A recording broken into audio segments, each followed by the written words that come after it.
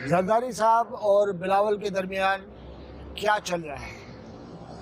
काफ़ी दिनों से दोनों लीडर्स जो एक ही पार्टी से ताल्लुक़ रखते हैं, यानी पाकिस्तान पीपल्स पार्टी से ताल्लुक़ रखते हैं, उनके मुतालिक पाकिस्तान के पूरे मेन स्ट्रीम मीडिया में बड़ी बहस है। दो व्यूज़ हैं।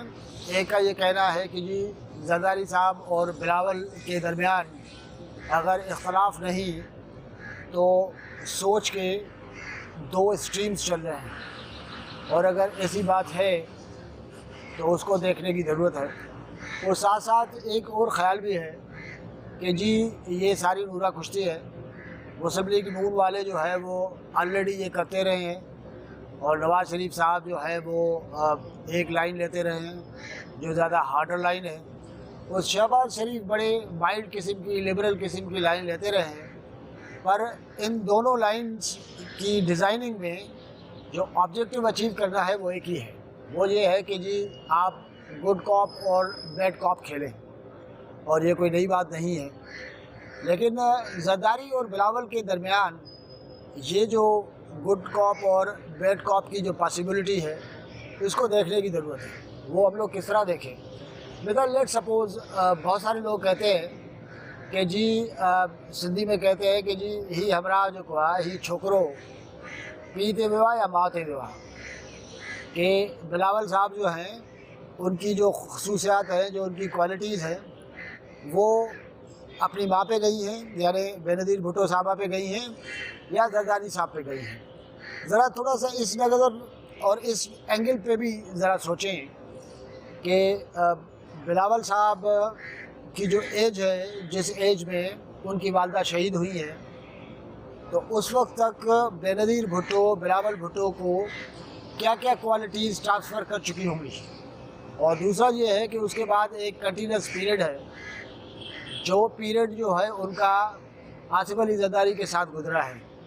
और लोग कहते हैं सिंधी में दबाड़ू जो को रंग न बदले पर आदतों ज़रूर बदले। अगर इस पुरानी सेइंग को, जो सिंधी में जिसको पहाका बोलते हैं, पहाको चौधा है, तो उसके मुताबिक जो है वो बिलावल भुट्टो जरदारी ने बहुत सारी चीज़ें अपने बाप से सीखी। मिसाल के तौर पे आप सोचें, बहुत सारे प्रेस कॉन्फ्रेंसेस में हम सहाफ़ियों को ये नज़र आता है कि हम लोग सवाल पूछ रहे हैं कि भाई सिंध के अंदर तबाही हो गई है, इतनी करप्शन है, गवर्नेंस की इतनी तबाही हो गई है, पीपल्स पार्टी इसको ठीक क्यों नहीं करती? तो बिलावल भुट्टो जरदारी का ये जवाब होता था कि जी हमने तो इतने पैसे इन्वेस्ट किए हैं, इतना हमारा डेवलपमेंट का प्रोग्राम है, और हमने ये बड़े बड़े जो है वो अचीवमेंट्स हासिल किए हैं। तो बहुत सारे लोग कहते थे कि यार हम लोग पूछ और एक चीज़ रहे हैं और जवाब जो है वो दूसरा दे रहे हैं। तो ये जो क्वालिटी है, ये क्वालिटी उन्होंने आसिफ अली जरदारी या अपने बाप से सीखी है। लेकिन सवाल ये है कि एक बड़े अरसे तक अगर जरदारी साहब बिलावल के हैंडलर रहे हैं, तो ज़ाहिर है बिलावल जरदारी में बहुत सारी क्वालिटीज़ जो है वो जरदारी साहब की तो आ गई होंगी। लेकिन एक बात तय है, जरदारी साहब की जो शार्पनेस है पॉलिटिकल मामलात में, वो शार्पनेस बिलावल भुट्टो जरदारी में नहीं आई। हाँ, एक चीज़ का हम लोग एक पॉसिबिलिटी के तौर पे हम लोग देख सकते हैं कि क्या पब्लिक फीलिंग को समझना, आम आदमी के दर्द दुख को महसूस करने वाली जो बेनज़ीर भुट्टो की सलाहियत है, वो क्या बिलावल के अंदर आई है कि नहीं है, इसको देखने की ज़रूरत है। और ये जो कमिंग इलेक्शन है, इसमें इसका इजहार होगा। लेकिन इस वक्त जो मामला अगर वापस हम लोग देखें कि क्या जरदारी साहब और बिलावल भुट्टो अलग-अलग अंदाज में, अपने अपने अंदाज में चीज़ों को देखते हैं, इसकी पॉसिबिलिटी ज़रूर है। और उसका एक और रुख भी है जो आप अपने जहन में ज़रूर रखें। वक्त गुजर रहा है, जरदारी साहब की उम्र भी बढ़ रही है, और साथ साथ उनके सेहत के मसाइल भी इन सालों में काफ़ी हमें नज़र आए हैं। तो इसका मतलब है कि ये पीरियड जो है एक ट्रांजिशन है पाकिस्तान पीपल्स पार्टी के अंदर, जिस ट्रांजिशन के बाद आखिरकार बिलावल भुट्टो जरदारी ने पाकिस्तान पीपल्स पार्टी को अपने हाथों में लेना है। क्या ये इसकी बिगनिंग है?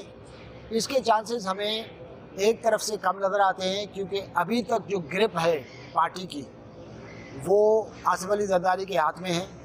लेकिन साथ साथ जिस तरह मैं कह रहा था कि चूँकि टाइम बदल रहा है और चीज़ें आस्ता आस्ता चेंज हो रही हैं और ला मोहल्ला पार्टी की क़यादत बिलावल भुट्टो जरदारी के हाथ में आ रही है, तो इसका मतलब है कि नेचुरली ये जो स्फेयर है ये बिलावल भुट्टो के हाथ में जाना है और वो जा रहा है। दोनों लीडर्स में एक फ़र्क है। जिस तरीके से बिलावल भुट्टो आवाम के साथ इंटरेक्ट करते हैं, चाहने न चाहने के बावजूद, उनको आवाम का आसिफ अली जरदारी की निस्बत में ज़्यादा पता होगा और ज़्यादा पता होना चाहिए।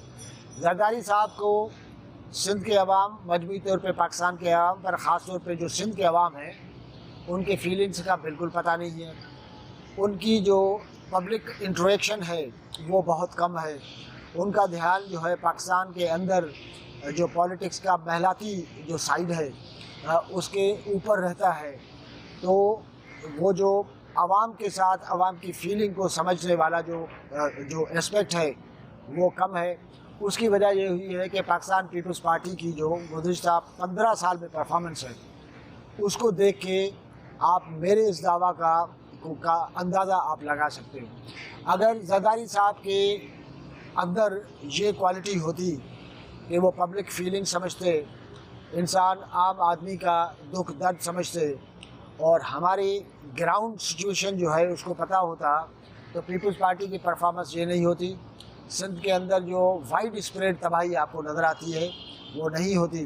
तो नेचुरली इस मामले को आप दोनों साइड से, दोनों रुखों से देख सकते हैं कि एक नेचुरल ट्रांजिशन भी हो रहा है और साथ साथ पीपल्स पार्टी को ज़रूरत भी है कि जी आप जो जनरल सेंटिमेंट है मुल्क के अंदर 90 दिन का, आप उस पर फोकस करें। ये आपका नुक्ते नज़र है और मेरा ये ख़्याल है कि इलेक्शन कमीशन को भी ज़रा बूस्ट देने की ज़रूरत है, क्योंकि इलेक्शन कमीशन के पीछे कुछ और फोर्सेस भी बैठे हुए हैं। उनके साथ भी तो हम ताल्लुकात ख़त्म करके तो सिंध में जो है वो हम कामयाबी हासिल नहीं कर सकते ना। तो चलें इसको इसी तरह चलाएँ।